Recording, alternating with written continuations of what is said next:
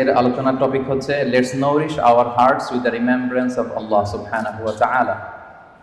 অর্থাৎ আল্লাহ সুবহানাহু ওয়া তাআলার স্মরণ বা জিকিরের মধ্য দিয়ে আমাদের হৃদয়কে উজ্জীবিত করা, প্রাণবন্ত করা, আমাদের হৃদয়টাকে পলিশ করা। কিভাবে আমরা এটা করতে পারি, এই টপিকের উপর কিছু আলোকপাত আমরা করবো ইনশাআল্লাহ বিইذنিল্লাহ।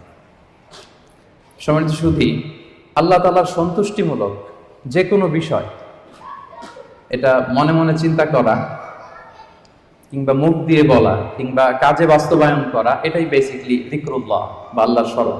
আমি আবার বলছি, আল্লাহ তাআলার সন্তুষ্টিমূলক যে কোনো কিছু মনে মনে চিন্তা করা কিংবা মুখে প্রকাশ করা অথবা কাজে বাস্তবায়ন করা, এটাই হচ্ছে যিকরুল্লাহ বা আল্লাহর স্মরণ, রিমেম্ব্রেন্স অফ আল্লাহ।